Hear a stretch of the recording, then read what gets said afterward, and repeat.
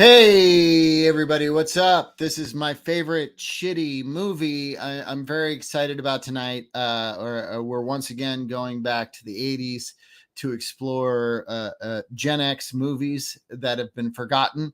Maybe for the best. I don't know. Tonight's entry into the my favorite shitty movie canon is called Johnny Be Good. It's not spelled like the song title. It's spelled like Johnny Be Good, which is more the Men at Work song. Johnny Be Good. If you follow me, if you're Gen X, then you totally do. If you're not, then you're like, what the fuck is that old guy talking about? But I'm very excited. Actor PJ Marino is back on the show. He brought us this sports comedy from the 80s with so many amazing actors that I love so much are in this movie, often in very small parts. Steve James and Jennifer Tilly, to name a couple. But it's actually very fun. I don't know if it was fun just because I was revisiting an 80s movie as an old person who grew up then. But I did find it very fun. I don't know if it's necessarily funny all that much, but it's very entertaining, I thought. But I don't want to keep talking about that crap until I introduce my co-host. Tracy Mercer, of course, is not available right now. She's going off to Ireland to produce an independent movie. I think that has Mia Jovovich in it. And I'll tell you what, I'm a huge Jovovich fan. She's in almost all the Resident Evil movies, and I like those. But I am going to bring on my co-host, who's been kind enough to come on the show a number of times as a substitute co-host. And he almost feels like maybe he's just a co-host, and maybe it should, be the three of us when Tracy gets back. I don't know. We'll see how it shakes out. There's, executives involved and, marketing points and all that stuff that have to be discussed. But before we get into that, just let me introduce you to Mark Haynes. Hello, Todd. Hello, everyone. And so this has been an interesting movie to watch. How are you with it? Did you like it, or were you like, no, this is? Were you more like, hang on a sec, were you more like this guy? That was me. That was that, and that was approximately 10 minutes and 38 seconds into the movie, actually, when he said that. So, but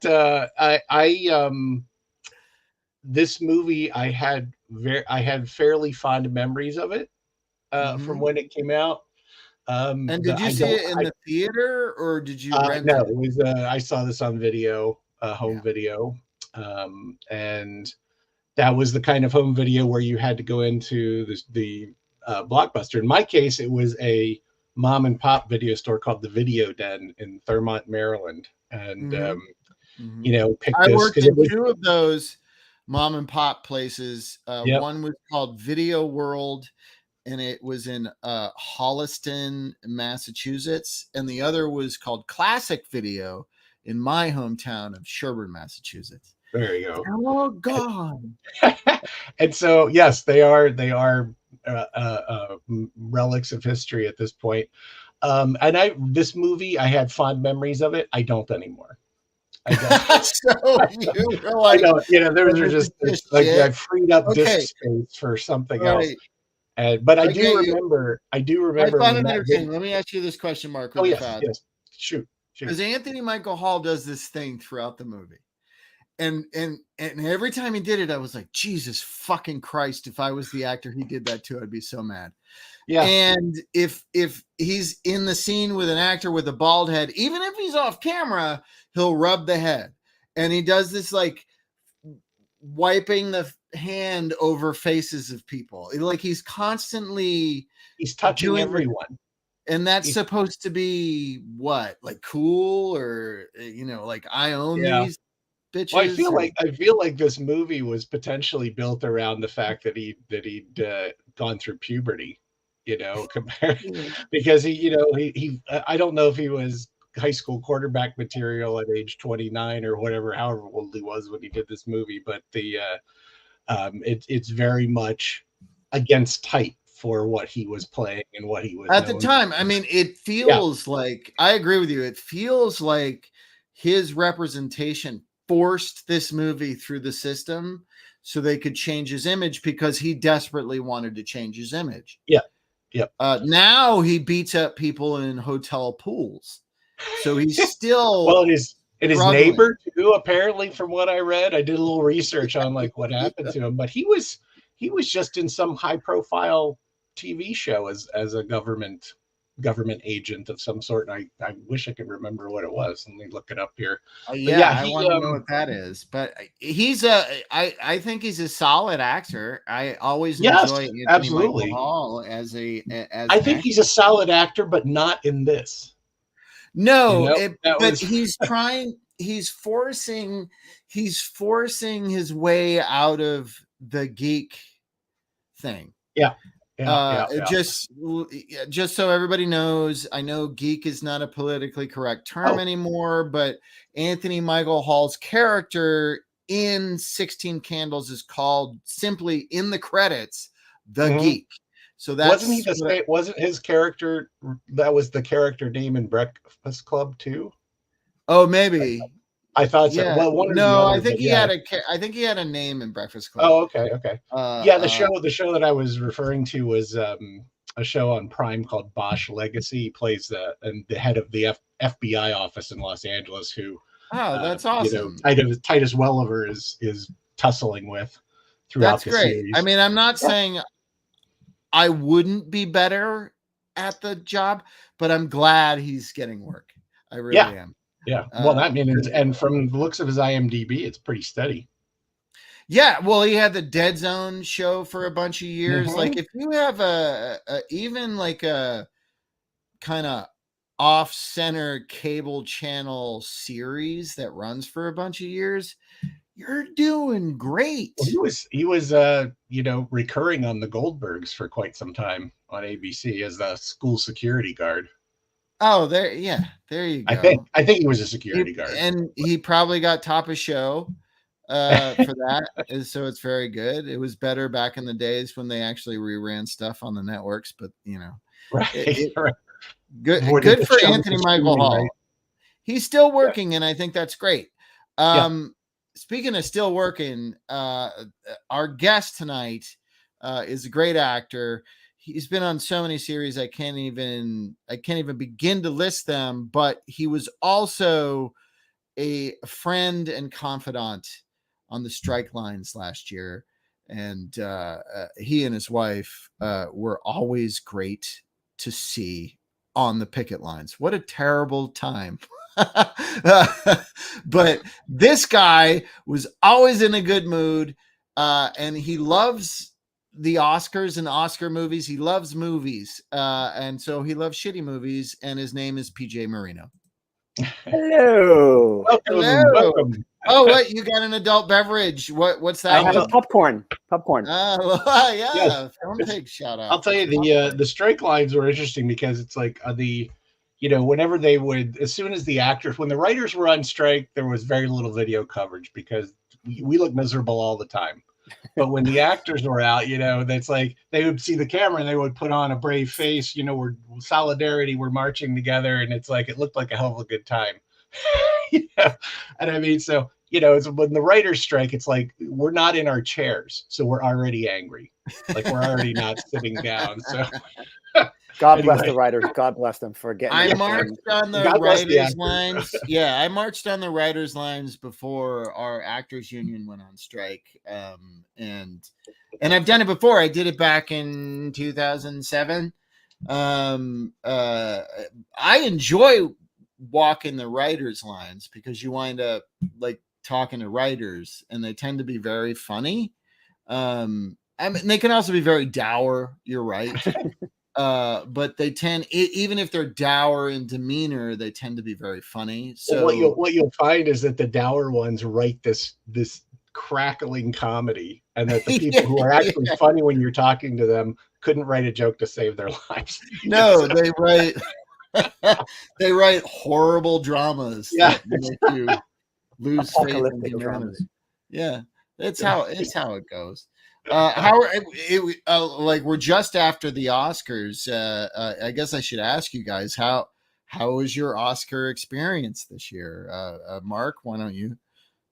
This is the first one of the entire where I watched the entire telecast in a long time, and it, I was supposed to go to an Oscar party, and I actually just didn't feel well that day, so I was like, you know what, I'm a little run down. I don't want to either spread anything I may have, or just end up getting sick because I'd been doing stuff all weekend. But I was pleasantly surprised by it. I mean, there were, it had its clunky moments, as it would, but I think the general consensus was starting an hour earlier was very beneficial to I think it was to the good. show. And I felt like they kept it moving. Some cases a little too fast, but it was. I thought most of the comic bits actually worked, with a few exceptions that tanked so bad that I love them all the more for it. Like the Melissa McCarthy one. That was my first thought. Yeah, it didn't work. It's still so much. They're still fun to watch, but it tanked. Yeah, they powered through that shit, and I was like, "Oh, good for you guys! You fuck it, do what you're paid to do." I like it. Jimmy Redusta said, "What's wrong with geek?" And I don't know, Jimmy, exactly what's wrong with it, but I've been told that it's politically incorrect to call someone a geek. It's a term, and we can't say terms anymore, so we got to just stay away from terms. Well, I think geek, it has an inference of a certain race of people. Yeah. I see. Or it has to do with people who have various physical challenges, who may have worked at carnivals, back in the day, and to call them geek is wrong. That's my best understanding of why that's wrong. It's not so much a hot button, though. It's not a hot button. It's not a hot button, but it's one that your douchey friends will go, yeah.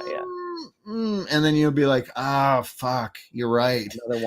Usually when someone points shit like that out to me, I'm like, "Oh, god damn it, you're right." According to the bastion of current knowledge, Wikipedia, it says, in the past, it had generally been pejorative. It had a pejorative meaning of a peculiar person, especially one who is perceived to be overly intellectual, unfashionable, boring, or socially awkward. Well, I got 3 out of 4 on that. So in the 21st century, it was reclaimed and used by many people, especially members of some fandoms, as a positive term. So that's like nerd.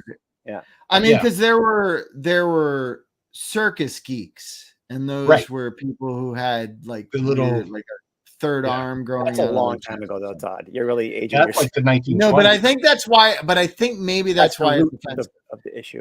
Anyway, I apologize for the tangent. PJ, how was your Oscar experience? I thought it was a great show. I thoroughly enjoyed it. I watched it the way I like to watch shows like that, which is later on, on the DVR, so that I can forward commercials. It was my son Charlie, shout out, his birthday, also on Sunday. So we had a party for him with friends. Happy birthday, Charlie! Happy birthday, Charlie! He turned 9. But the party bled into like the show. So by the time we got everything cleaned up and started watching the show, it was late. And I thought first of all, I thought that because of the Emmys, we were the bar was low after how bad the Emmys was. I don't want to dwell on it, but it was not good. And I think Kimmel is so good. He's so good at keeping it moving, like you said, Mark. And they kept moving, and it didn't feel long. Even though at the beginning, the first time they had all the previous winners on, it was early on in the show, maybe the first award, when they brought on the 4 actors. I forget which one was first, but it took so long. And my wife and I, Tessa, were like, if they're going to do this for every award, this is going to be a long show. Like, right? It felt like it was going to be an 8-hour show. But then they had like 5 actors who'd Right. gotten the award talking to the actors who were nominated. Right. Yeah. And then it became lovely. The more they did it, it kind of, for me, it became lovely, and I loved it. And then when Nick Cage came on, I was like, oh, well, now they're cooking, you know. I thought Yeah, it was, that I was thought it was- crazy. yeah, I thought that was a nice touch, actually. I You know, loved I it. mean, Giamatti's face while he listened to Nick Cage blow smoke up his ass was perfect. Like, Giamatti had the best like side eye kind of. yeah, he was just kind of like, And then oh, his tears at Divine Joy that made me almost cry seeing. yes, Giamatti that was. cry. And the bits were funny, like you said, Todd. The I love the John Cena bit. I thought that was so funny when That was very really good. funny. Because I was And like, I don't want to call attention to Ricky Stenicki, but I have watched this movie. people seem to like it. I haven't seen it yet. haven't It's seen it fine. either. It's fine for like a streaming comedy. It's fine. Yeah. It didn't make me laugh out loud, but I really appreciated John Cena in the movie as I appreciated him in a lot of movies, only because, and like Saturday Night Live and stuff like that, because he's so game and 100% dedicated. Yeah. And this is He what would I do look anything, for. which was great. Yeah. I don't look for expertise craftsmanship anymore. I don't expect that, because it's like people are like, well, De Niro and Pacino, and I'm like, haven't been good in decades. And Hey, De Niro was great in Killers. He was great in Killers, even though I did not like the movie as much as a lot of people. He was great in it. Anyway, sorry to burst the bubble there. Yeah, but no, I don't. Yeah, he was just De Niro to me, and maybe he was great, and I'm just sort of numb to if he can be great. Yeah. Maybe I am. Maybe it's just overexposure. But the thing about Ricky Stenicki is, and I watched it. It's not horrible. It's way too long, like most Farrelly movies, and I know this is just one Farrelly, but like their movies tend to be too long. Well, because they get the cut, so it can be longer, I guess. Yeah, and they tend to have a lot of jokes that they run through the whole movie, and if the jokes work for you and they stick, then the movie really works. This one had like invisible cocksucking that William H. Macy was doing when he's doing corporate speeches. And like watching William H. Macy do that, like I was just like, is this like an apology for the college admissions scandal that you threw your wife under the bus for? Is that what you're trying to do? Like make yourself normal? He's taking. That was the deal. She's like, I'll go to jail, but you can't turn anything down for the entire time. You have to suck invisible dicks. Okay, that's fine. I will say, here's the reason to watch Ricky Stenicki if you're a Gen Xer and a Gen Xer who likes Gen X pop culture. This movie has Jane Badler in it, and I have not seen Jane Badler in an awful long. Who is she? Why am I not remembering? Who is she? Jane Badler plays William H. Macy's wife in this movie. And she was the star of the V miniseries from the early 80s. Okay, that's going back. Yeah, she's Diane, the evil Diana. Like she eats a guinea pig, and her throat Yes. goes. It's awesome. It's so good. And I had a huge crush on her when I was a kid. She was my first like bad lady crush, and Hillary, my wife, was in an acting class with Jane Badler. Oh, nice. Like just after V, and said she was the greatest person. That's so cool. Not only is she awesome, but I also think she's very talented, and she is funny in this movie. She's one of the few, like what I was saying about John Cena in this movie is like he's giving 200% to his performance. And I think Jane Badler gives a proper 100%. I think 200% could be too much, but a proper 100% to her performance, whereas everybody else just seems tired. I mean, Bill Macy seems tired. He's just like doing this, and it's like he just seems like. Well, Anthony Michael Hall in this movie seemed a little tired, like he was just kind of not quite there at any moment. But I think he's tired because he's fighting against, again, the geek You think? Yeah. image. Yeah, He and was he's trying to he do. was, He was well, maybe yeah, maybe he was just trying something different. For but he almost it. well, he couldn't be too nice of a guy in this movie. Otherwise, he would have been walking right into the geek role, right? Right. Again. And he's super douchey. That's part of the problem with this movie, I would say.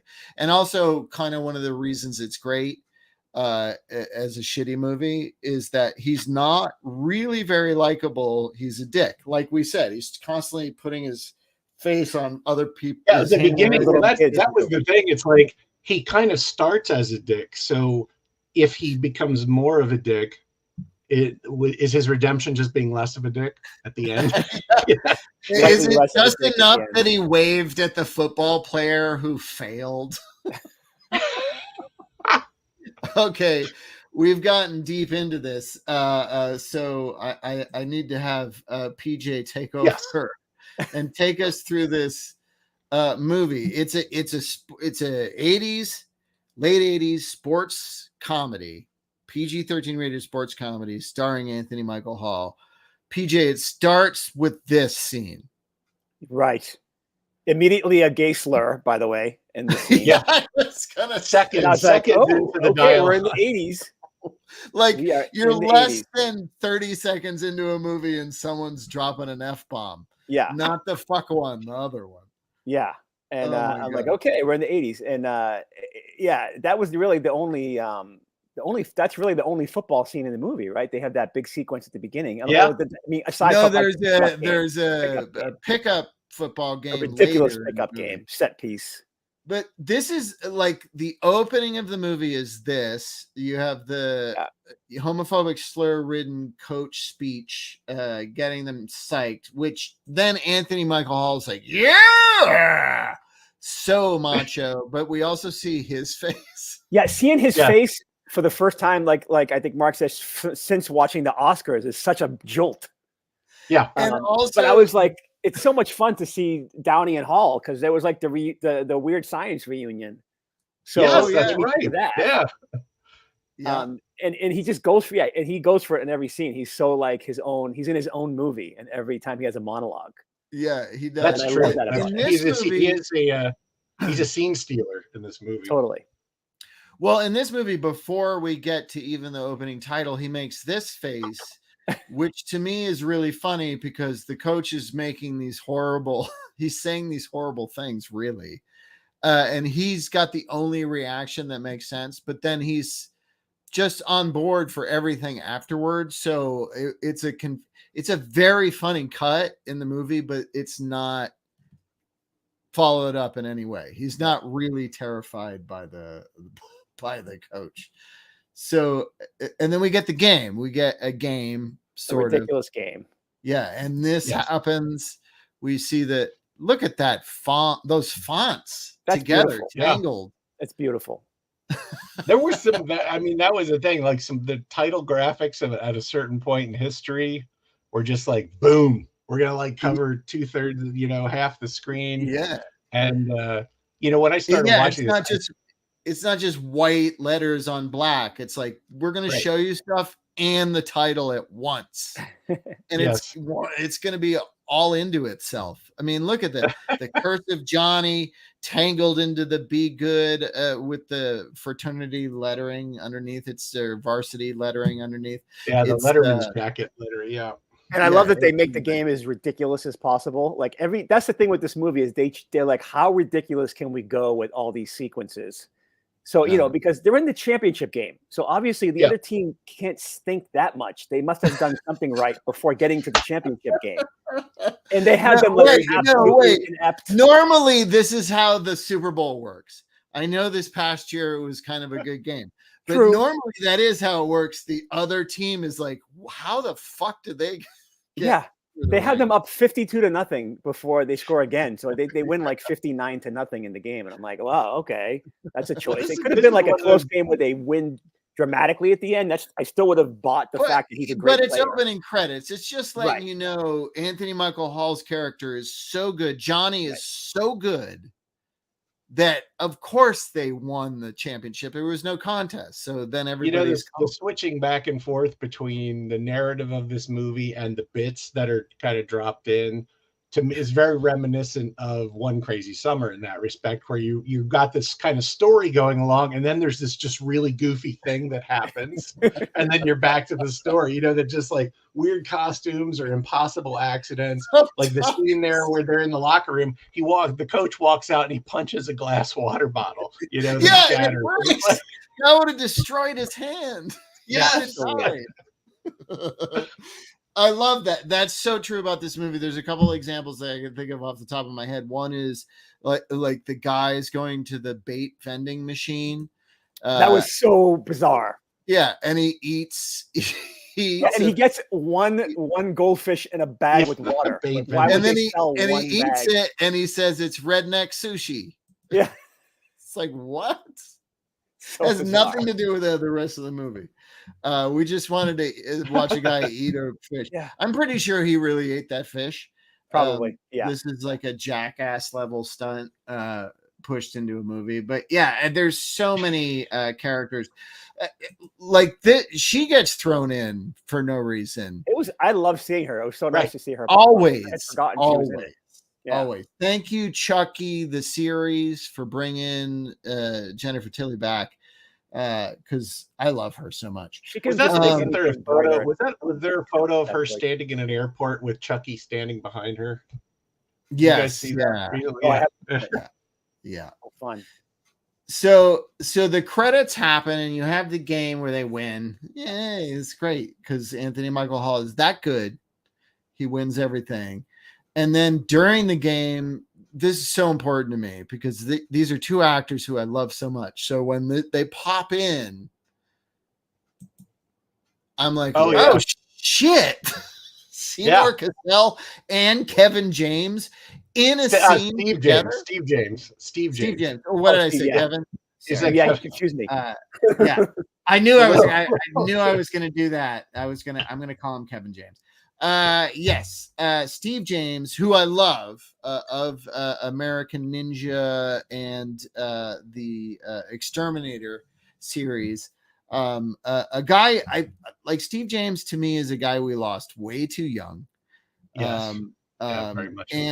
And while he was around, I mean, he would pop up in the studio movies in roles like this while he was doing leads in B movies. And just like I thought a wildly underused actor. Never mind that he was proficient in martial arts and all that stuff. He's just a good actor, and he's very charming. Yeah. And he's kind of the straight man of this picture too. Oh yeah, it's like I'm going to play it grounded. It's too bad, guys. Yeah. He's like, I'm playing it grounded. Yeah, I don't care. Yeah, I'm not going over the top on this one, you guys. If you want that, watch American Ninja 3. But I also like his character in this movie. It just sort of cracks me up because it's all these, private colleges trying to recruit Johnny to their teams. And here's the state school. And Steve James is like, yeah, if you want to play, I'd love to have you play. But you're here for an education. Because that's exactly how all the state schools really are. They're not doing the same bullshit that right. That's not true.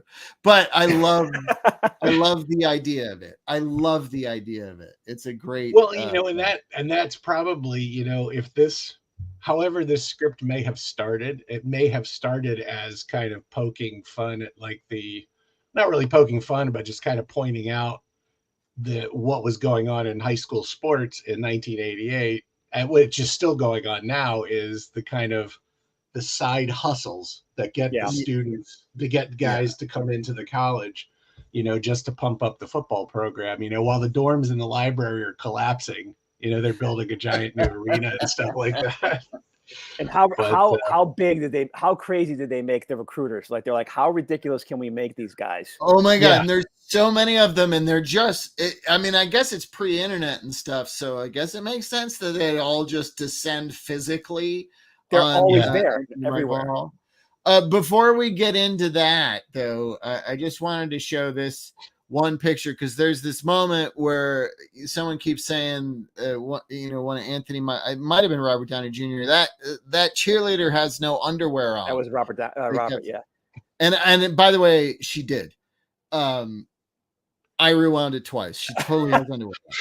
That's great. The bit sells, though. It sells. It did. It did. But what I love about this is their opposing football team has Confederate flags on their shoulders. Yes. Yeah. What? And the movie opens with the guy's name being Histler. So I'm like, what is happening? Well, I was fine with that because they could make all the Hitler jokes. They made the joke, But which it does set up jokes, pizza for Hitler later in the movie. Right. Yeah, exactly. Why is the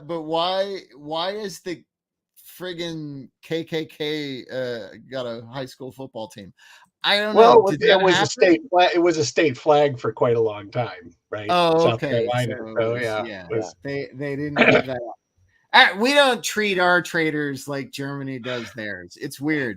We're like, no, you can keep flying your flag. It's fine. No, as a matter of fact, we're going to sell stuff with it on it. Whatever makes money.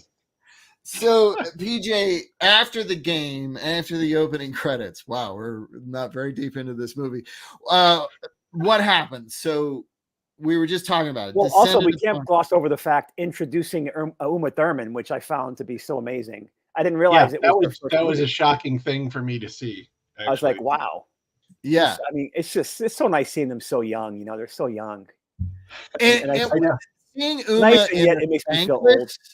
Yeah. Well, I know I'm jumping ahead, but when she's rubbing her foot across Anthony Michael Hall's face, I feel like Quentin's got this on a loop.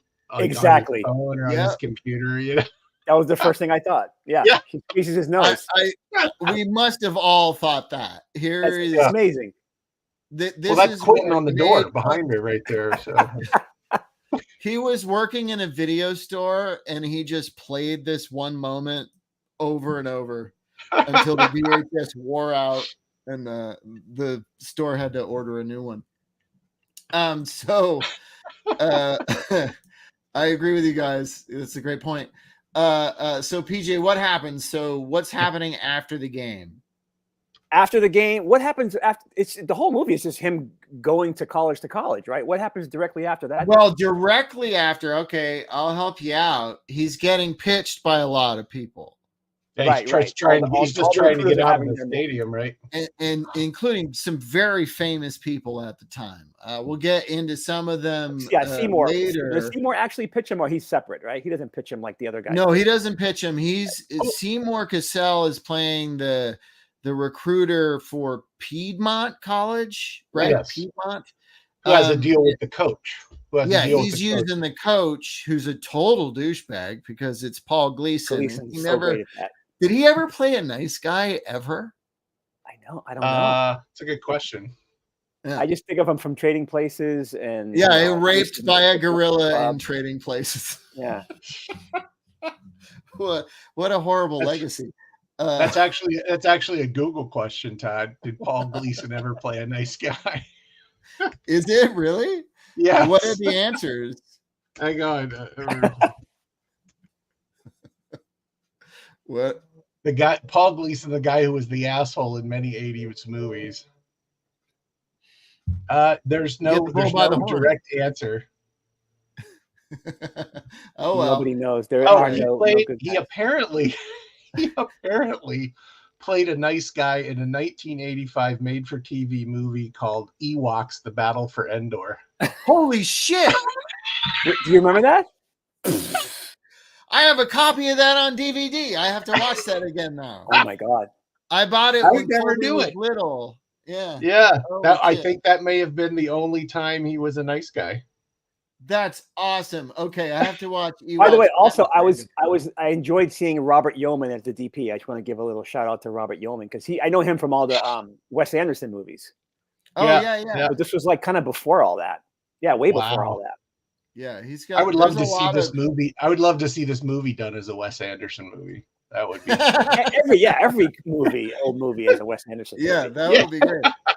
Right. So right after, they win the championship. They go in the shower, and they're all phone call. Yeah, they're loving on each other in the shower. He gets a phone call from this Oh, guy. a very shaky Howard Cosell. Oh, I know, He right? had Parkinson's. So I know, but yeah. it was just so sad to see him so shaky at that age, you know. But I thought he handled himself very well. Yeah, he given was that being he himself. couldn't hold the phone, but Yeah. he sounded great. I actually have a clip of this scene of Anthony Michael Hall picking up the phone and Howard Cosell talking to him. If you guys want to see it, do you want to see it? Yeah. I mean, would all the love to. cameos are so great in this. They love their cameos. This is Anthony Michael Hall, Howard Cosell, and Paul Gleason in this scene from Johnny Be Good. Hello? Hey, Johnny. Glad I could catch you. This is Howard Cosell. You were just tremendous out there today.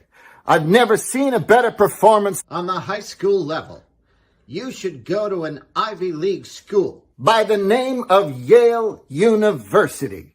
In my opinion, young man, have you ever thought of such a thing? Is that really you, Howard? Howard! Huh? Does anyone in America like you? Huh?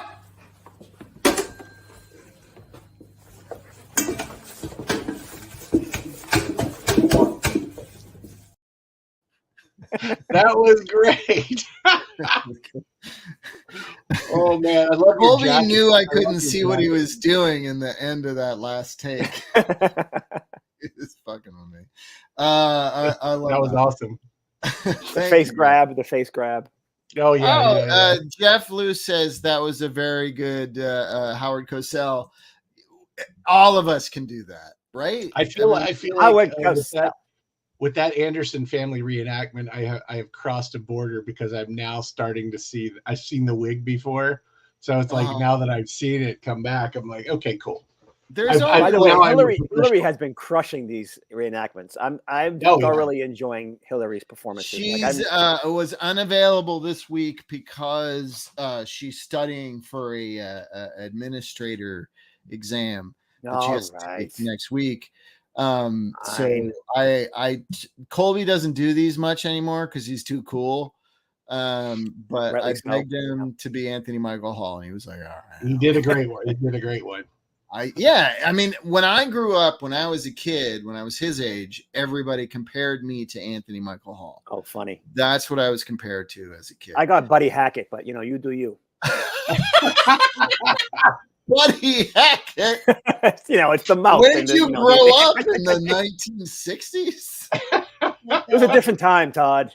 A different time. Boston, the 1980s. Reruns ran a lot longer back then. All right, so here's another shot of him getting accosted by. Yep. Yeah. And there was one moment Mark and I were talking, PJ, before you came onto the show about Anthony Michael Hall constantly touching people's heads throughout this movie. Yeah. And there's in this thing, there's a POV shot from him. It's his POV. And there's one of the bald guys is in front of him, and he literally just reaches out from behind camera and rubs his head. And I'm like, I'm pretty sure if you do that to your bald friends, they fucking hate you. Like, you don't want to do it to Beltray when he played. Remember, what's his name? The baseball player. I know I'm changing gears there. Oh, yeah. He would chase. He would like go nuts on the field if someone did it to him. In general, you don't want to touch a person's head. No, it's not cool. Or their face, like involuntarily being touched on the face. What the fuck? That's terrible. Anyway, so that happens. And as we learned before, we're introduced to her. And her dad is played by Marshall Bell. A wonderful Marshall His Bell. name? Yeah. This I know his guy. face. Yeah, I know his face. He's great. Like movie geeks would know him as Quato from. Oh, Total- yeah, that's right. Total Recall. That's right. I worked with him on a Joe Pica commercial, and he was awesome. Nice. It made it totally worth it to work with Joe Pica to hang out with Marshall Bell. And it was Marshall Bell and Beth Littleford were two people that I had long conversations with on those days I worked on that. And I was like, this is awesome. It doesn't matter if I get cut into the commercial, which I didn't, because that's how Joe Pica works. But it was good to talk to them. That's the best about working on things when you talk to people you love from like that you've been growing up watching their stuff. Yeah, and trying to keep it cool and not like geek out on them. I mean, yeah. I told you my whole story about meeting William Fichtner, right, PJ? Yeah. What happened? I don't remember, but I vaguely recall you. He was just in a waiting room for a voiceover audition, and I was the only person there. And then he came in and sat down after checking in. And it was just awkward. It's a small room, and we're like looking at each other. Yeah. And I was like, "Hey, I'm Todd." He's like, "Hi, I'm Bill." And I was like, "Oh, hi, Bill." And I was like, "Holy shit, William Fichtner's talking." Dude. You know, that was my subtext. And then it like we exchanged pleasantries, and at one point he said, "Where are you from?" And then I just went on a monologue about my hometown of Sherburne, Massachusetts. Like, and in my head, my subconscious was going, "You're telling him too much. Yeah. You're Stop too much." And I couldn't stop talking because I was like, "Oh, William Fichtner asked me where I'm from. I have to tell him everything." And luckily he was called into the office in the midst of the monologue and politely says, "Nice to meet you." I imagine him giving you a look that he did in the film Drowning Mona, when he's looking in the mirror and trying to make believe that he cared about Bette Midler's character, and he's practicing in the mirror, and then he just goes and he just walks away like he has no interest in. Yeah, that's exactly what happened. I love him so much. I do too. So in this movie, I love this scene. So Paul Gleason, his coach character, is very happy that he's gonna move on to the Piedmont College. Yes, right? he won the state championships, and as long as he delivers Johnny, he's got a job for himself too. So this is the scene essentially where he talks to his wife, played by Jennifer Tilly, who's hysterical in this. It's like just like a put upon trophy wife. It's of a high school football coach is just hilarious. I just noticed in that still photo. I just noticed in the still photo that the picture behind her is the dog from the sitting on the piano. Yeah, that's great. That is such a good detail. That like, I don't think comedy movies have this much detail anymore. And if they do, there just aren't that many comedy movies. To somebody involved in the movie who would know about it. You know, the set decorator for Johnny Be Good was a big Chekhov fan, so it's like, you don't put the shotgun over the fireplace unless you're going to use it. Exactly. So that happened. So we're like at home with these people, and then that ends, and we're at home with Johnny's mom, who is played by Deborah May, I believe is her name. And she's when you can't get Dee Wallace Stone, that's who you got. Yeah, she looked very much like the mom from E.T. and the mom from just about every wonderful movie in the 80s. Great. Yeah, no, she's good. Great. Yeah, she is. She's great. She's. I thought such an interesting choice to have the mom and the grandfather, you know, and not like the mom and dad. Or they don't really explain it, which they don't need to. But it's an interesting choice to have that as the family dynamic. It's like a broken home. It's supposed to. I mean, I think the idea is like empathize with him. Yeah. Like certainly in the 80s, if like the family structure, I think thanks to John Hughes to a great degree, was always dysfunctional. And it was the quickest way to get sympathy for your archetypal character is, oh, they're from a broken home, or somebody died, and it's not, you know, it's like Stand By Me, you know, whatever. They're all didn't have the father figure. Nobody had a cool fucking family in the 80s. Everybody was fucked up. But and here's Grandpa with Robert Downey Jr. doing some plastic fork bit. And his whole thing is lures. Right. You That's a see huge Robert Downey function Jr.'s yours. eyes in that photo. His eyes are glassy, like he looks like a ventriloquist dummy in that picture. Yeah. Actually, You're right, He's wearing and a it's not top just hat. his eyes; it's that his nose is super pale, around his Yeah. eyes are super pale, but then his cheeks are rosy. And knowing him too, knowing him, he probably saw the dummy and the set decoration and was like, "That's my character. That's the look right there. It is. That's my it. character." I He's was like, going "I'm to not- attribute it to a drug problem, but that's much No, better. that's his character for his No. entire the entire 80s. I thought it was just drug coloring. Or the drugs. Yeah, that might have been it too. He was used to it by then. Whatever justified the drug habit, he could say, "This was really why I did it." So Sweet Grandpa's into his lures. That's super important. He's so likable. He's so lovable, the guy. But then after this family dinner, Johnny, right? Correct me if I'm wrong, PJ, but he goes out to see his girlfriend, Uma Thurman, who he's On the not swing? supposed to see. Right? I missed what you said. Um, To see the so girlfriend. Johnny, Anthony Michael Hall, goes out after his family dinner to break Oh. his girlfriend out of her home because she's Oh, grounded. right. His Uma Thurman girlfriend. Right. And he goes and bangs on the door, I believe, right? Does he like bang on it? Yeah, it's Yeah. some weird kind of like shaving a haircut. and the knock on mom door, yeah. answers, and him and Robert Downey Jr. have this weird exchange, and she just slams the door. Well, there was an interesting line when Robert Downey Jr. leaves the house after that dinner scene with Grandpa and his younger brother and sister.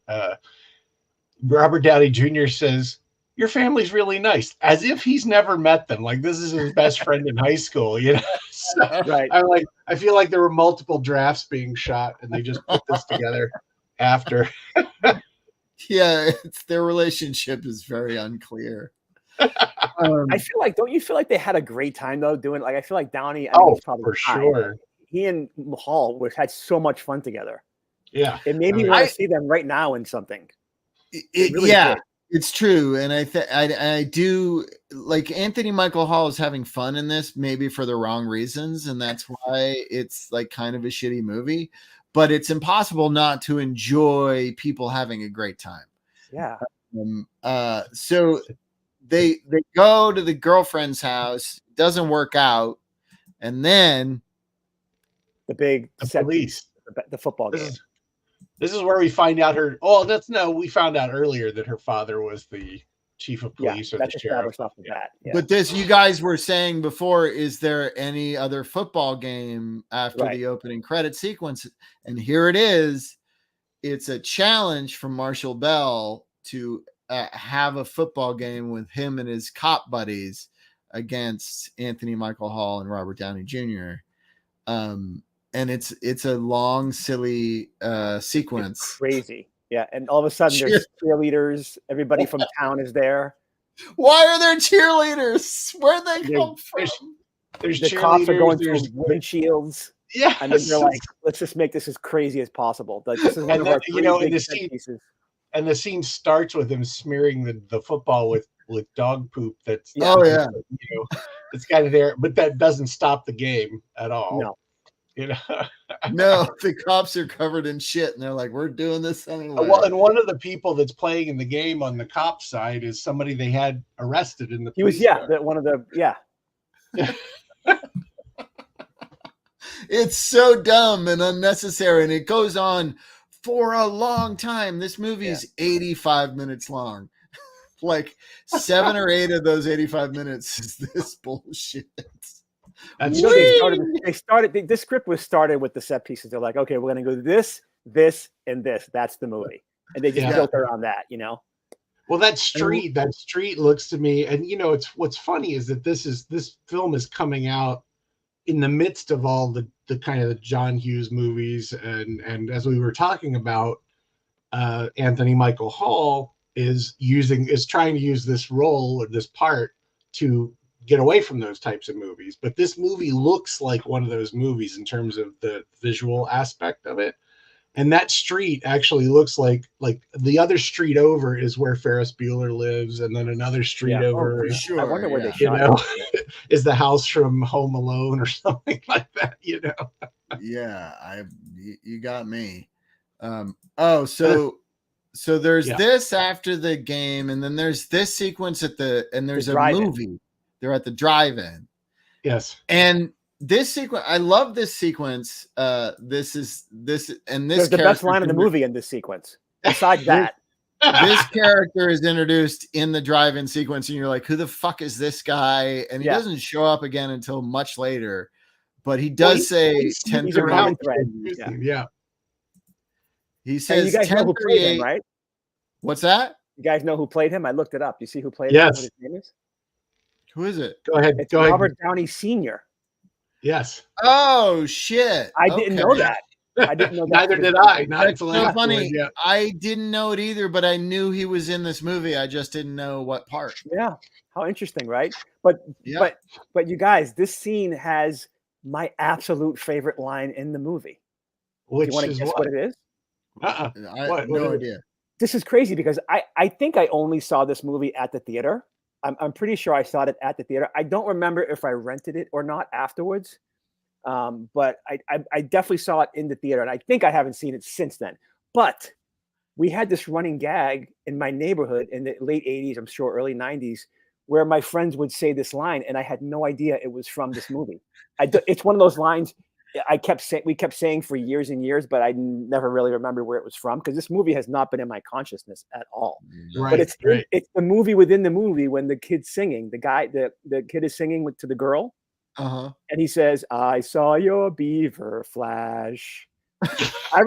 I remember it's so like he's playing it so like a serious love song when he says that, and I remember us using that line. My friends and I would start saying that for some reason, like that we would just start breaking out into that song for no reason, like to make a joke, and I didn't know where it was That's from. And then I see hilarious. it last night. I watched the movie, and I'm like, that's where it's from. So it's been in my psyche, in my head, like just kind of living quietly for like 40, 30, whatever, 34 years. Because it's so like out of nowhere.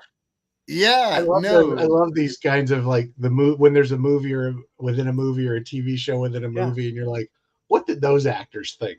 Like when they were brought in, They probably had no idea what they were doing. yeah, They probably thought it was hilarious. I mean, if you're singing to someone that you saw or Beaver, The Beaver I mean, they're Flash, probably yeah. like, this is hilarious. This is like we're doing a Zucker Brothers movie, but no, you're not. Yeah, I'm sorry to tell you. So let's race through the rest of this narrative as quickly as possible. So he's being, recruited.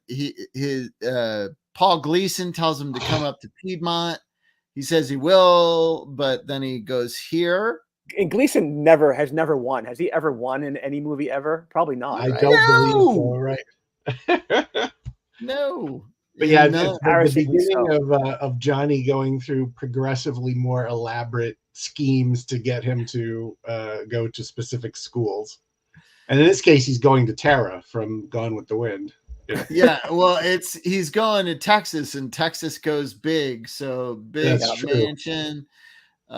You've got isn't that like guy from what's that guy from? That guy's name is Michael Green. And let's see what the I feel like he was looks like familiar. in a Smokey and the Bandit movie or something. he was in literally everything. Let's see He's one of here. those guys. Yeah. And he's not the agent because there's a Michael Green agency, but that's not the same Yeah. guy. Well, it's like years active is like 1938 to 2020. So like he was a baby on my screen God, at one point or another. I'm sure he was on at least one episode of the A-Team. There's no doubt. Oh my goodness. I think that could be said for quite a few people in this cast. Or the Love Oh, Boat. for sure. Love Boat.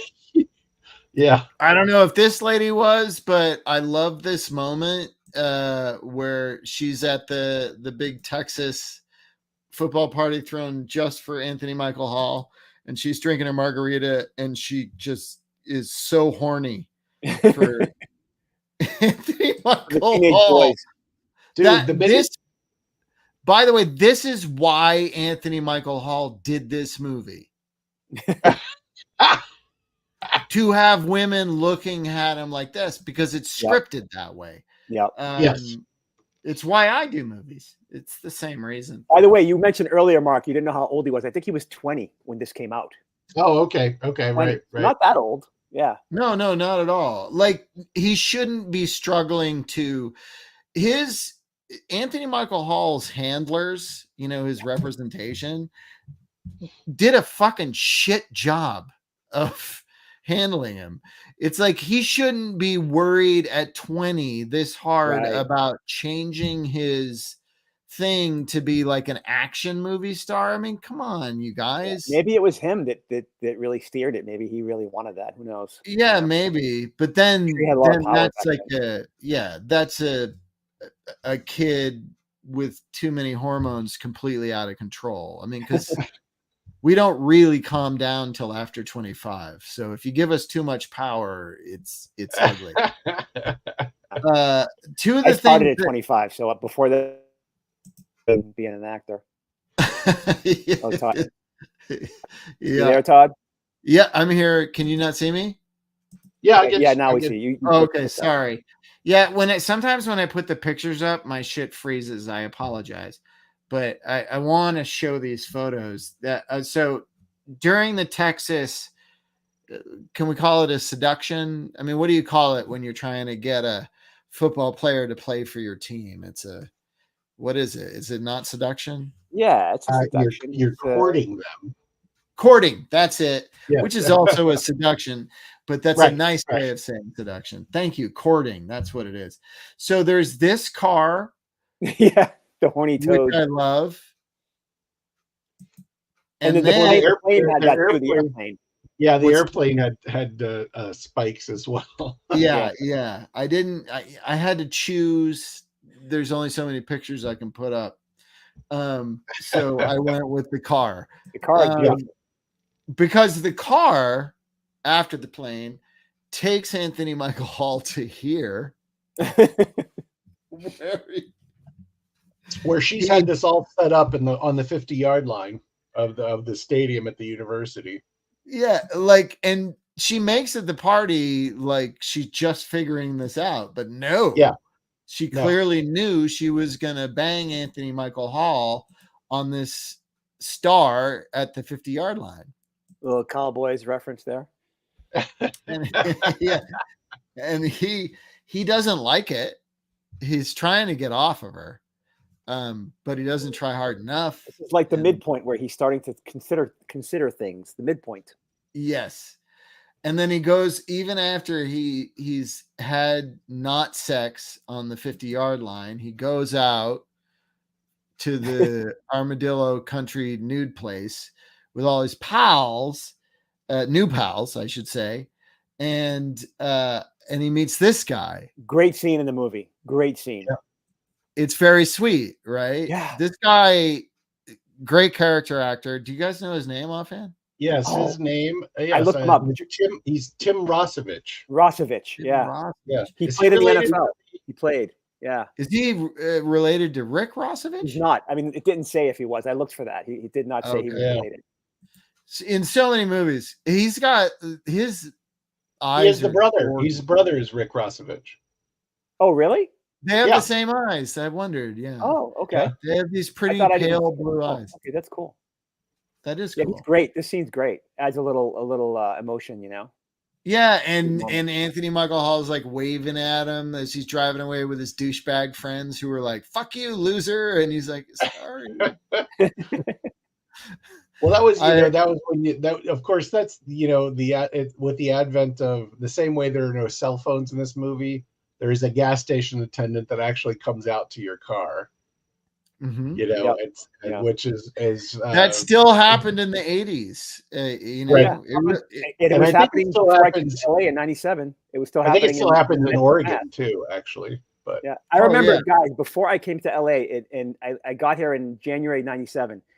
The local gas station in Medford, Massachusetts, had full serve gas for 99 cents. Yeah, wow.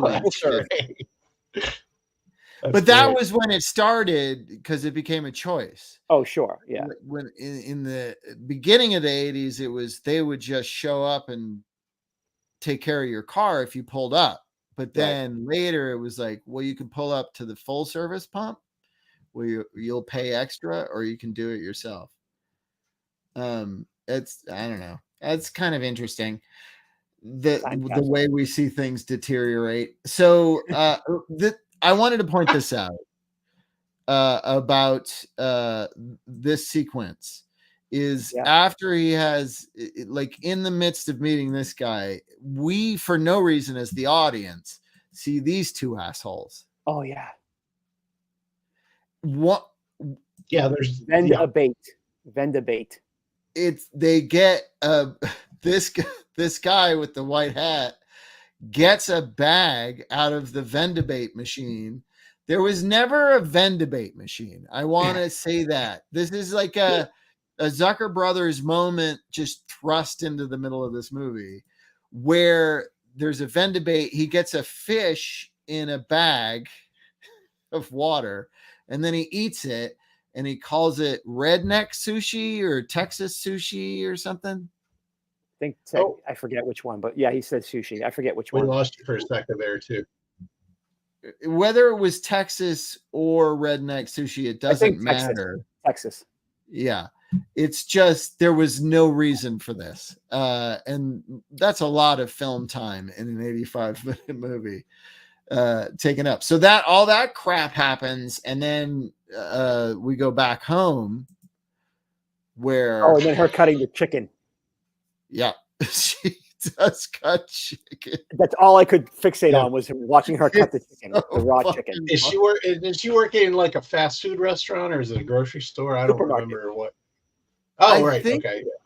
I think it's it's like a deli style, but she's like a full-on butcher, which is not something you do. It's like a little corner market. Like it's a deli, but they don't cut raw chicken like that.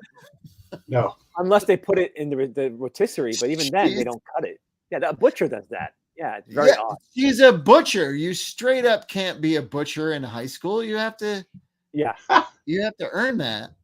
And she throws the entire all the pieces she's been cutting at him, and then he catches like all 3 pieces in one. It's just the whole thing is so so many moments in this movie. It's so bizarre. It doesn't make sense. There is. That looks like it was taken years before this movie was shot, actually. He looks younger there.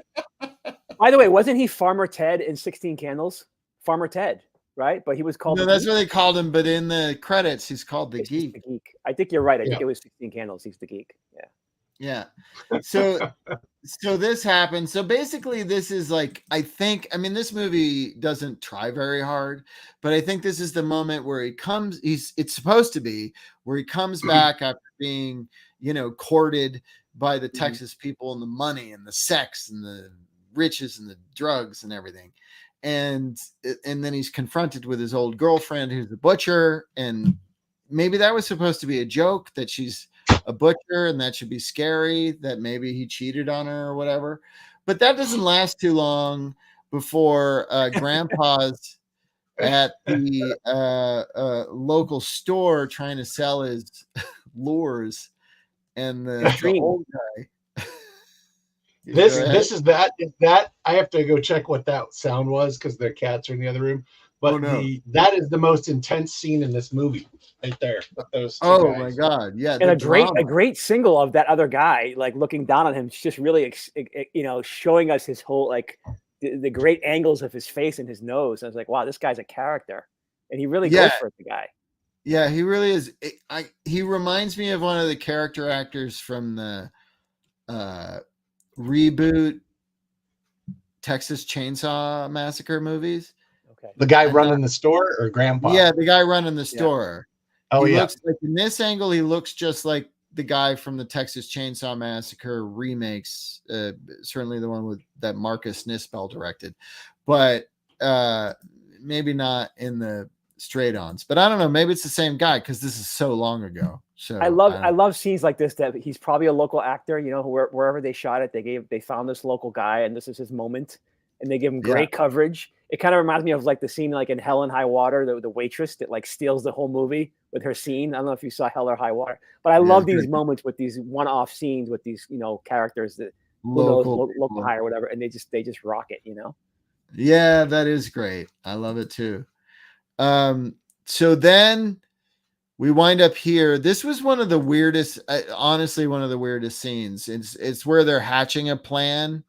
Anthony Michael Hall is hatching a plan while like aggressively doing this weird ball toy thing. I love all the pictures, Lennon and Bowie. Yeah. Oh yeah, look at all that. Yeah, And Bruce that Lee, I didn't of notice course. it. 80s rooms were always adorned with pop culture shit. That was how they did it. So he's hitting this toy, which is just like a thing where a ball goes around and hits another ball. It's mesmerizing. Yeah, it's not it's not as hard as like a paddle ball, but you know, he could do this really well. So they went with It's more bizarre moments. Yeah. It's not Mel Brooks or Blazing Saddles, you know. No, this thing is defective. Yeah. All right. So then there's this set party. piece. Paul Gleason walking through the door with a foam gun. What is that? Of his own house. Of his own house. Yeah, like where did he get it? And what is it? It's That was from one of the people that showed up was that an exterminator was called. Oh, right. Oh, right. Yeah. And so this much is shit into the this culmination of the plan. Anthony Michael Hall and Robert Downey Jr. had found out that the coach was had a kind of a payola deal to get them to go to a specific school, and then they don't like him, so they're going to pay him back, and they send him 1,000 pizzas, which 2 of them you can see sitting on the table there. Those pizzas. The guy with the pepperoni on his forehead. Yeah. Yeah. The pizzas were delivered by this guy. Yeah. Who is John Hawkes. That's John Hawkes? That's John Hawkes. Oh my God, my mind just exploded. I did not realize that was him. I love John Hawkes. Everybody loves John Hawkes. Now. There he is. I need to watch the whole movie again. Are you kidding me? It's really him. I get it. I recognized him when he came through the door, but I had to rewind it to be sure. Like he came through the door, it's not that close. I zoomed that for the photo, but I was like, because his voice is so distinct to me. I was that's fucking John Hawkes, and I rewound it again. I was like, it's John Hawkes. Oh my God, it's such a crazy scene. And Gleason punches the elephant. It's like, so the elephant comes in. It's so weird. They throw everything at this scene. They're like, what more insanity can we throw at it? And while he's doing that, our good buddy Johnny, who we want to be good, is doing this shit with Steve James. Cop and Attitude with Steve James. Right. And James cool as a cucumber. He doesn't hassle with it. Which is what I love about the fantasy of state school. Being like, no, the coaches themselves are no, we're about education here. It's education first, football second. That is not true anywhere. It's not true. But if Steve James is your coach, that's the closest you're going to have to a shot at that kind of purity. So that happens. Then we already talked about the foot scene. Yeah. And then, there it is. And then there's this sequence. Again, and for me, this Downey is where, did his own movie. Yeah, this is where the movie completely goes off the rails. It's just we're cutting in improvs that Anthony Michael Hall and Robert Downey Jr. are doing. I'm sure they talked about it in their trailer. Things trailer. from previous drafts, just put it together. It's fine. Just edit it together. It needs to be 85 minutes. Robert Downey did this so that, his improv, so that Robin Williams, Robert Downey walked so that Robin Williams could run in Aladdin, He really felt like Robin Williams-esque in this movie during a lot of his moments, He was, for sure. Grandpa sitting in the background just to be there to receive the sucker dart onto his forehead. Yeah, there he is to end a bit. Yeah, great stuff. And then, as if this isn't enough, I mean, you could end the movie here. You could go, right? We're done. That was hilarious. We're done. But no, they bring in one of the Pankows. Yes. I know there's two of them. That's John. That's John. That's John. What's the other one's name? Is there another one? He has a brother or something? I didn't know. Yeah, he has a twin brother. Oh, he does? Oh my Yeah. God. He's the one Really? from Mad About You, right? This guy, John. Yeah, cousin Ira has a twin brother who I think was used on Mad About You and for I various didn't even reasons. know that. I just Yeah. assumed it James was one James guy. Pankow is his brother. Oh, but this is John, right? In this movie? Okay, so it's John and James. Okay. Yeah, Oh, that makes yeah. sense. I've seen John on stage. He's amazing. He's amazing. Yeah, John's a James is a musician apparently, but John Oh. is the actor. I love that he gets to California, and then the guy that greets him is this like New York accent, guy. Hey, welcome to California. You And know? then he yanks him into. I remember this guy. I remember this guy as Michael J. Fox's friend in The Secret of My Success. Oh wow. Like he was Okay. his Yeah. buddy Yeah. in Oh. the mailroom. For me, John Pankow is always Bill Peterson's partner in To Live and Die in L.A. Oh wow. I haven't seen that one in forever. Such It's a been good a long movie. time. Yeah, my I'm dad not gonna loves that say movie. why John Pankow matters so much to that movie, but the end of the movie wouldn't work without John Pankow. I need to watch it. It's really good. Anyway, so he gets into the Hollywood thing and he meets Jim McMahon, who An I Adidas completely commercial. forgotten about. I Yeah. had completely forgotten this guy was a thing until I rewatched this movie. He's Yes. gross. And He's then I remembered why I didn't remember this movie. Because this feels like, just looking at this photo, I feel like I'm being attacked. He's horrible. They're like, mean, we and have this another was- trailer and moment. that- But that photograph or that frame grab, that was McMahon for that period of time. Like his entire career was. He was on top of the characterized by world. that I mean, they kind had of just an won the Super attitude. Bowl in Yeah. 86. Yeah. Yeah, Yeah, and on top of the world meant at that point that you got to be a complete douche canoe, I guess. And he did an Adidas commercial for the I mean, movie to sell Adidas. Because, I mean, just this alone, I do not want to spend any time with him ever. Like, forget it. So that happens, and then this happens where there's a neon Yeah, that bit. illicit pharmacy for football players. yeah. This is at the university, right? Yeah, you see. But I also like Anthony Michael Hall's Johnny is not having this shit. Are you really showing me this shit? This is wrong. He's got morals. He's showing his morals. Well, we've passed the midpoint, Todd. He's starting to change. Oh, that's true. Because That he had ridiculous to be. He had to. Yeah, that's. They wow, milked that's an that suit, man. They milked it. They milked it. Yeah, he walks down the street. It's the beginning of the trailer in this ridiculous outfit. I love it. It's Princey. Yeah. I want to be this next Halloween. I don't normally dress up for Halloween, but I'm gonna do this. I don't know You how look much great in that, Todd. it's gonna be expensive. I'm probably gonna have to start a GoFundMe. And then all right, I realize Michael Hall. He probably has it in his closet. I'm gonna bring us through the end of this movie as quickly as possible. So then after that, there's a threesome in a motel where mostly Robert Downey Jr. is talking, and these poor girls have to hassle with it. Yeah, It's the weirdest well, there was 5 three-way. people. 5 of them. Yeah. Well, yeah, but this is a moment where it's just him and the 2 girls, but then there's the Oh, other. right. And then because of that, they get It arrested. was all a ruse. Yeah.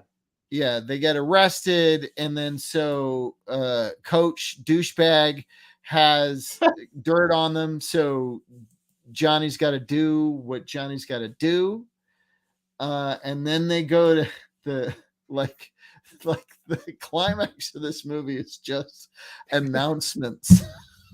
Yeah. It's literally just Yeah, there's no. There wasn't much of a Well, plot. doesn't So it what do you turn do when into there's a no big- plot? Doesn't it turn into a brawl of some sort? yeah, there's a brawl, but we already had a brawl in the Right. early second act pickup football game. But yes, you're right. And he calls everybody out. I don't know why. I don't understand why any of this is a problem, but he gets mad. Right.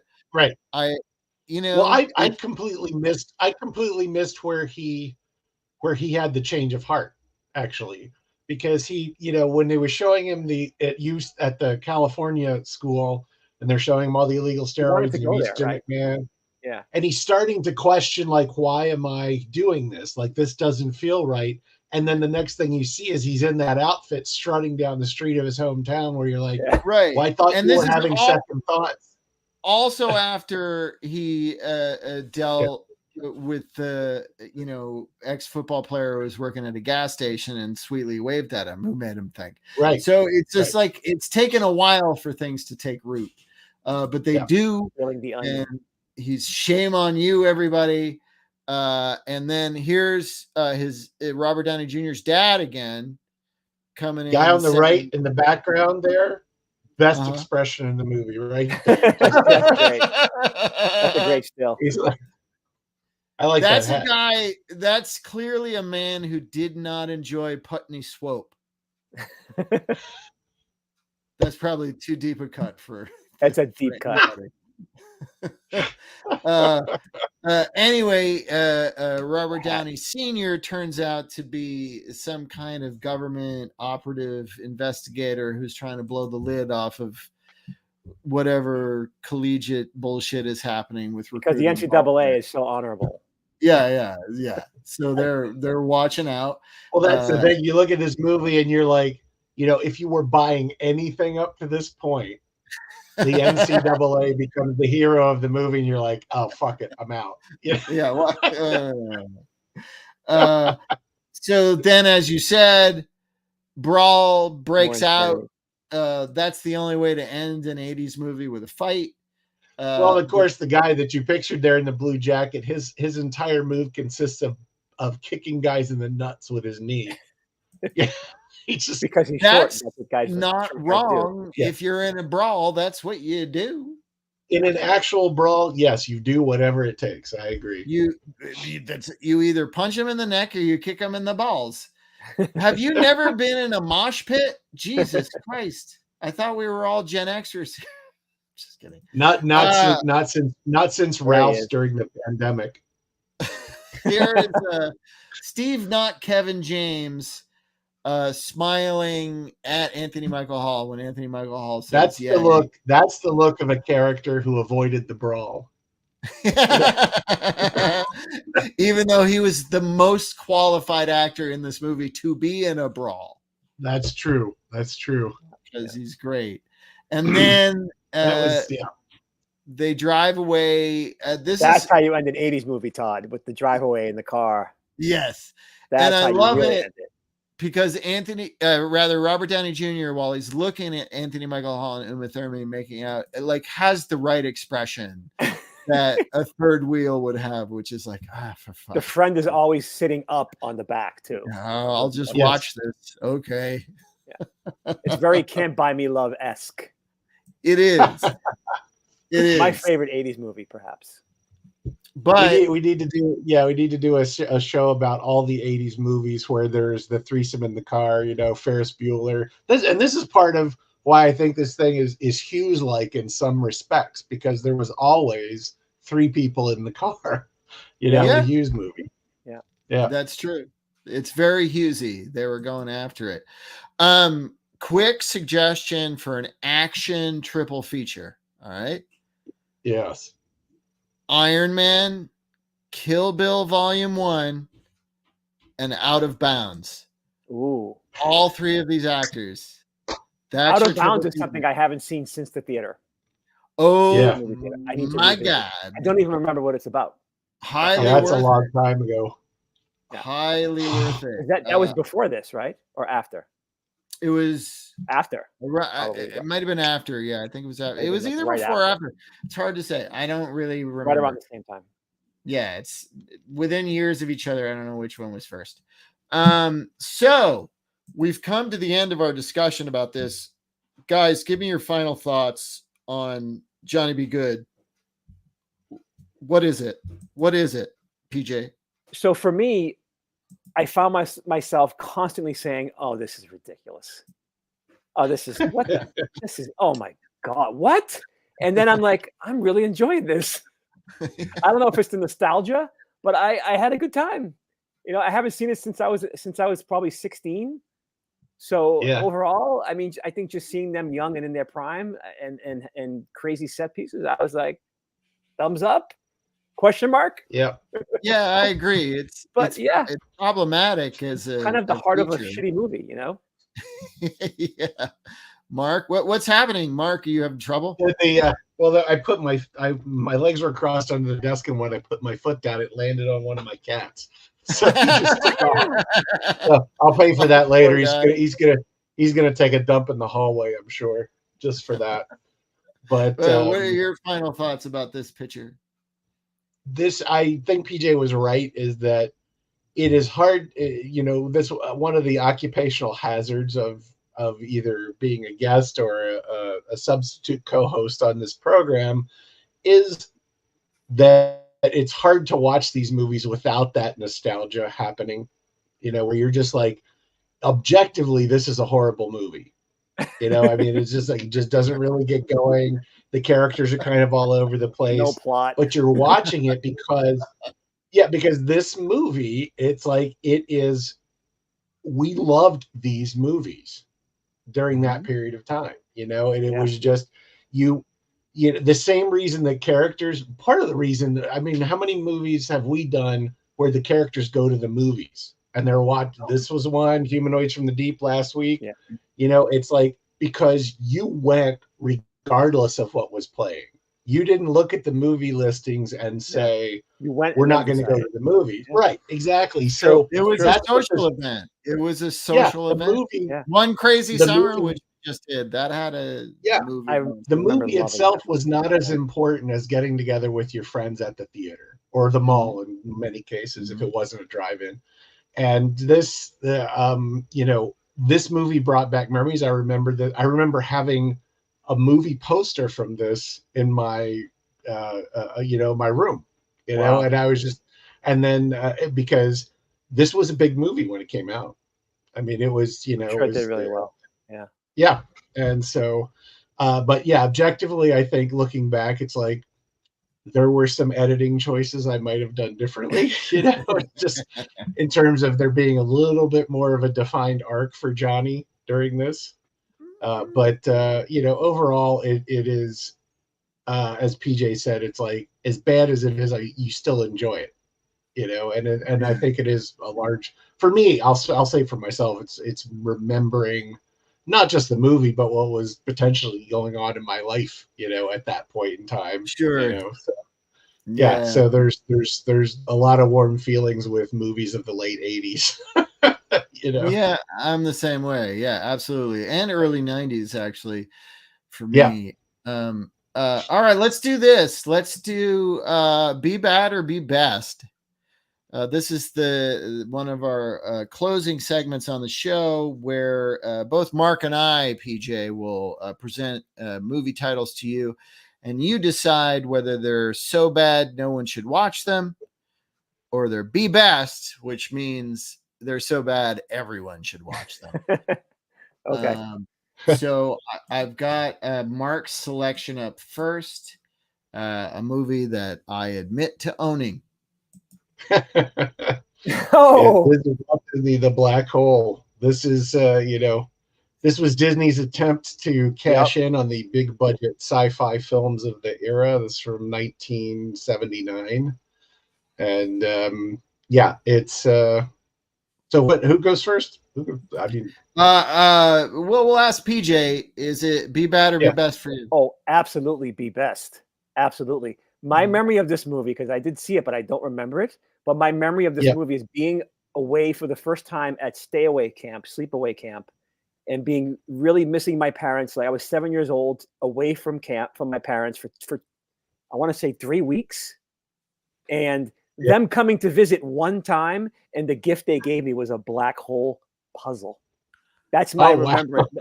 I remember that moment during that camp. It was and I loved it. I remember thinking, "Oh my God, I love the black hole. The black hole is awesome." That's great. That's so great. You have to watch that movie. Be Best is my answer. All right, I think that's a good answer. I'm gonna agree with you. It's B best. Obviously, I own it. We actually did an episode on the black hole a ways back on this show. Yeah, it's really interesting. I saw it in the theater. My mom took me to it, because I like Star Wars and all that stuff. And I think it's a big reason that and Alligator are a big reason I love Bob Forster, maybe because like growing up, I just loved Bob Forster. I just, and even into adulthood, I always loved Jackie the guy. Brown too. I got to meet this Bob Forster. kind of mashed together a little bit of, Forster was like a Captain Kirk type character, but the setup was very much like Star Wars, and where there were kind of robot drone guards with these cool double laser weapons and stuff. And I mean, the special effects were actually quite spectacular for this movie for 1979, with Disney animators doing all of it. So yeah, there's a lot of cool stuff. But we got Ernest Borgnine doing Weightless in this movie. So that oh my God, I need to watch it. It doesn't have the levity is not the right word, but the buoyancy. It doesn't have the buoyancy of the actual Star Wars.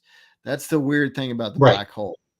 It has like this whole movie. Yeah, this whole movie is heavy. Like it's very, very heavy for a Disney movie. And I think that I mean, I have to assume that worked against it because people would take their kids to a Disney movie and you'd see this. And I mean, this ends up with, a robot in hell, no spoilers, but Star Wars. Yeah. Nobody survived the black hole. So there you go. Yeah.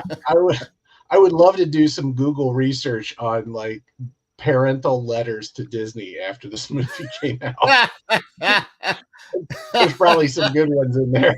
Oh man, it didn't do well. And it was critically reviled at the time.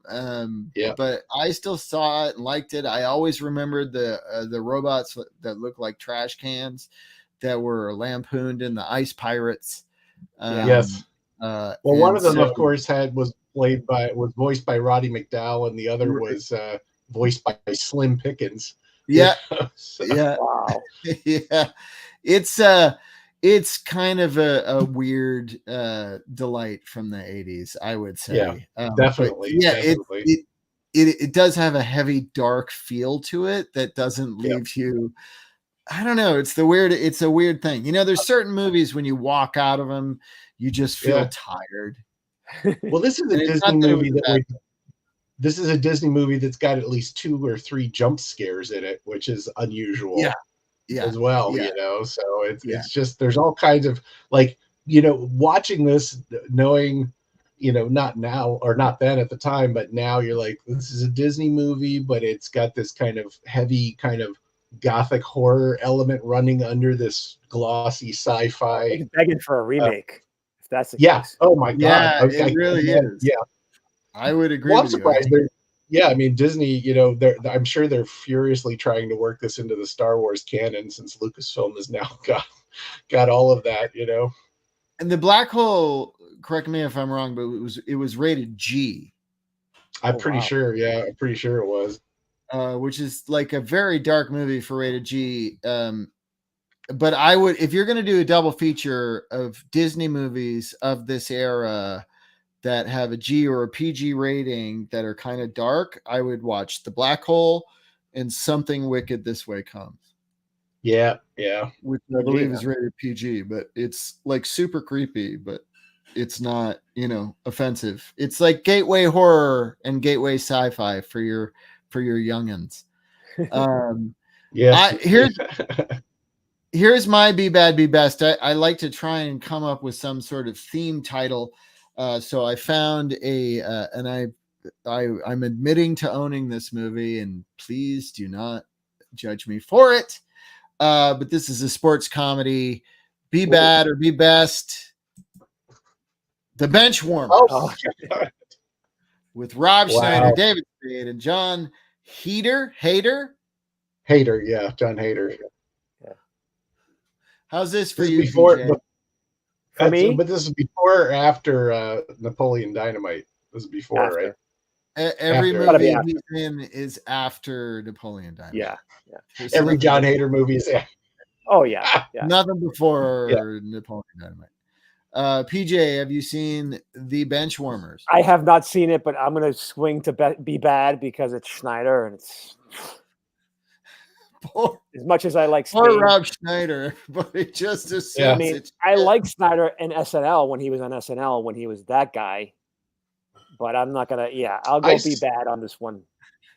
No there regrets. was I'm gonna lean that way too. Although I have to say there was some Snyder movie where it was I guess it was the Deuce Bigelow movie, like the first one, where there's a scene where he is he's basically taking the place of this gigolo that women would hire to go out with, and he's with a woman in the car who turns out to have Tourette syndrome, and his reaction when she lets loose to the car next to her is hysterical. Like, he doesn't say a word, it's just his reaction. But yeah, I give him credit. but He's a funny separating all of that, I do agree with you, PJ. Separating all that from Schneider today is very hard if you can do it at all. I mean, I agree with you I'll go guys. It's hard to separate the artist from the art in this. And I love Hader situation. too. What's that? I love Hader. I think he's really funny. Oh yeah, Hader's And fun. All these guys have been funny. I'll say for Spade when he was really on, like, especially David Spade and Tommy Boy to me is like the epitome of his kind of straight man. When he was with Farley, it was great.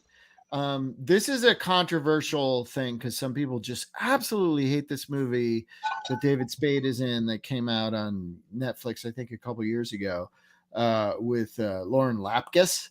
Yeah, Lauren. Called The Wrong Missy. And it's full on Happy Madison shit. It's dumb fucking comedy. Oh wow. And so some people just fucking hate it. Some people like this is the insulting to my intelligence. For me, The Wrong Missy is one of the funniest movies that's come out in the last number of years because it's 100% about jokes. It's 100% about dumb stuff making you laugh. That's it. Lauren Lapkus in this movie, I think, like, for me, she should have gotten an Oscar. She should have gotten Best Actress. I love Lauren. She's for so this funny. movie. But not The Benchwarmers. I'd agree with you. I wound up with this movie because I have friends who get me bad movies on purpose. So I watched it because if someone gives me a bad movie on purpose that I haven't seen, I'm like, well, I have to watch it. So I watched it. I didn't hate it. It has funny stuff in it. Like, it just comes down to how much you like those two eras of SNL, which are like the late 80s into the 90s, because I think Phil Hartman shows up in this movie and John Lovitz is in this movie and wow. So it depends on how much, but it's a bit driven movie. It's not, they have to do because of the time it was made, they have to do the executive Robert McKee story points, but they're, dropping bits. So it's not horrible. If you liked, what's it called? Ricky Stenicki. What'd I say? Yeah. Ricky Stenicki. If you liked Ricky Stenicki, there's no reason you shouldn't like The Benchwarmers. Okay. Ricky Stenicki in the same ode, in the same vein as Deuce Bigelow, Male Gigolo. Yeah. The title rhymes. That's funny. I'll tell you what, Rob Schneider did a movie called The Animal, which isn't very good, but had a number of jokes in it, a couple which involved Norm Macdonald. But there was one moment in the movie where the romantic female lead is like talking in the foreground because she's a doctor. Hi, Kitty. That's the cat who got accidentally kicked under the desk and is waiting for the show to be over to kill me. Yeah, he's like, I'll give you a B bad. Just fucking wait until you're asleep. He's a round tuxedo cat. I would not fuck with that guy. He is a chunk and a half. That's for sure. There's a moment in the movie The Animal with Rob Schneider where the lead, the romantic lead's in the foreground doing some doctor stuff because she's a vet, and he's in the background sitting next to an orangutan on a a vet's table. And it's so fucking funny because he's just sitting there and the orangutan just fucking hits him on the head, like just whacks him on the head, and he's like, ow. And then the primate keeps doing it, and it's so fucking funny to me. Just look that up on YouTube. Just put The Animal, Rob Schneider, orangutan, and watch that moment because it's so funny. It's worth the whole movie. So let's do this. We're doing the boost. Yeah, I got a ticker for it. Oh, look at that. There's a ticker. So the boost is where we talk about movies. And you know what, PJ, you go ahead and improv a title if you have one. But Mark and I are gonna talk about movies. We each picked one that we love and that we think maybe people have forgotten about, or maybe they didn't know about, or that this is we're ending the show on a moment of positivity, if you will, because you can't say everything's shitty. So I've got Mark's boost title. Here it is. Yes, this is the 1982 film Death Trap, starring Michael Caine and Christopher Reeve. And it is, I believe, based on a play.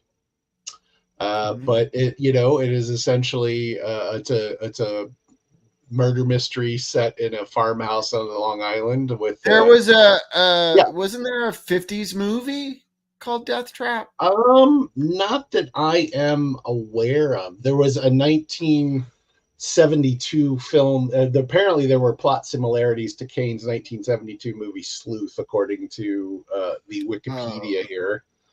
There was I don't know if this is related, but I know there's an older movie called Death Trap, and I don't know if the play is related to that or if the movie. I don't know. I know there's an older. I'm not exactly sure. I mean, this was an interesting film because it turns out that Christopher Reeve's character. I mean, it's all. Well, I don't want to give you any spoilers. It is a very tight murder mystery. There is a prominent kissing scene between the two male leads of this movie, which to audiences in 1982 in a movie that essentially was a guy who was the present day Superman at that point, long before there was any kind of DC cinematic universe, was shocking to audiences. But I think this movie is hysterical as a comedy, and as a murder mystery, it's not that hard to figure out, but it is. There's a lot of double crossing, and there's some really fantastic, Michael Caine speeches where he's losing his temper.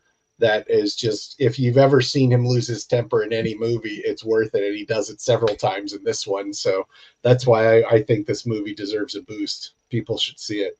And of course, I think, right? It's based on a famous play, I think. I believe it is. And but Christopher Reeve in this movie, you're like, he had such talent beyond Superman. Oh yeah, he's just his comic timing is great in this movie. I mean, we did. I don't know if we have done it on this show, but one of the movies that I submitted to do the next time I am a guest is a movie with Burt Reynolds and Kathleen Turner that Christopher Reeve did called Switching Channels, which was based on the front page, the film Front Page, which is based on another film called The Front Page. And in that is an inexorable movie. It is really bad. But Christopher Reeve has again amazing comic timing, and or had amazing comic timing, and it's seeing him kind of in his prime in this film is really cool, and doing something other than Superman. Yeah, he was great. Have you seen this, PJ? I've never seen it. No, I've heard of it. Yeah. Well, you should see it. I'm going to. It is good. I have several on my list now from this show. Here's my double feature recommendation, I would go with Death Trap and Noises Off. Oh, Oh, Two movies in which Christopher Reeve's comic timing is amazing. Two Very good. movies based on plays. yeah. And Noises Off, I think, is a deeply underrated movie. It was, I don't think, well received, but if you watch it now, to do a movie version of that play is very difficult because it really works as a play. But I think the performances in the movie elevate it. Certainly Reeves, for sure. Did you see how I put my glasses on and when I said certainly Reeves? For sure. It's like I did that. Okay. All right. I'm gonna I'm gonna do mine. My boost. It's also a sports film. It's not a sports comedy. I'm gonna call it sci-fi sports. It's got Rutger Hauer and Joe Chan and Vincent D'Onofrio and Delroy Lindo. It's called The Blood of Heroes. This is great B movie filmmaking. It's never been properly released on video. This one I have, the transfer's horrible. It's pan and scan. I looked at it on Amazon because I was like, I saw it was available to buy on Amazon, but it's just this fucking shitty copy. So I want someone to. No, I was gonna say investigate a regionalist DVD player or Blu-ray if you don't already have one, because there's a lot of times you can find really cool out of region prints of things. Yeah, I specific things like, I mean, it can be very draining financially, but if there's something you're looking for. I've often thought about that, but I've never quite been in the tax bracket where I thought I could spend money on an all region Blu-ray player. I just spend my money on the physical media I can play here in region 1. Yes. I couldn't afford it either. I just did it anyway. Well, and I also don't know because I've had friends who had the all region and they got versions of this, but it still looks like shit. So wow, yeah. It just might be like lost. Except I'll tell you, I got the all region player and owned precisely 3 movies from out of the region. So it's like, yeah, was it satisfying? Were they satisfying? Oh yeah. One was one that we boosted a few weeks or months ago called The Fourth Protocol with Michael Caine and Pierce Brosnan. Yeah, it was a great copy from South Korea actually, but I hope it's not North Korea. I'm never gonna get to see one of my favorite movies of all time until I get a region free DVD player or Blu-ray player, and that is Music of Chance. You can't get that shit anywhere. Except in pan and scan. You can't even get the DVD. I have VHS, which I captured digitally. That's how much I like this movie, but you can't get it. PJ, have you seen Blood of Heroes? Did you ever see this? I've never heard of it. All right. Well, you have to watch it now. Blood of Heroes and Death Trap. There you go. Yes. And do you have a movie you'd like to boost? There's so many are flooding through my head right now. Grab one. Just grab one. For some reason, I'm going to do a quick double feature. Okay. Double feature, and it's going to be a vanity double feature. It's going to be Action Jackson because I missed Carl Weathers already. Yeah. With him, Action Jackson, that great action movie, and then wait a minute, and The Last Dragon. Was she in The Last Dragon, or am I going crazy? Yeah, she was in The Last Dragon. Yes, so those are the two. Sure. So The Last Dragon, which they need to remake. They need to remake The Last Dragon. It's begging for a remake. I loved that movie as a kid. Yeah, we did. We did that on the show. Oh, I missed it. Okay. Last Dragon, and that is the thing. That makes they're remaking Big Trouble in Little China for some reason because of the whole martial arts stuff. Yeah, but yeah, they're remaking so many things. They need to remake stuff that we want to see. I know. Well, I mean, that's the fucked up thing, though. Is like I'm fine with a remake of Roadhouse. People are But- loving it so far. They're saying But it's great. originally, they were supposed to remake it with Ronda Rousey in the lead, and Yeah. you know, Jake Gyllenhaal's fine and everything, Donnie Darko, blah blah blah. But fuck, man, Ronda Rousey says That would have been a. I think it would be a little on the nose for me to say that would have kicked ass, but it would have. Yeah. yeah. You know, and I'm happy to watch the Gyllenhaal Roadhouse, directed by Doug Liman, who directed the only good Bourne movie. Controversial take, but it is the only good Bourne movie. You need like a flashing red graphic for that, you know, when it comes. Hot take. Yeah, hot take. Todd's hot take. All right. I guess I should wrap the show up. This has been a blast. I could keep talking to you guys. This is great, you guys. This is fun.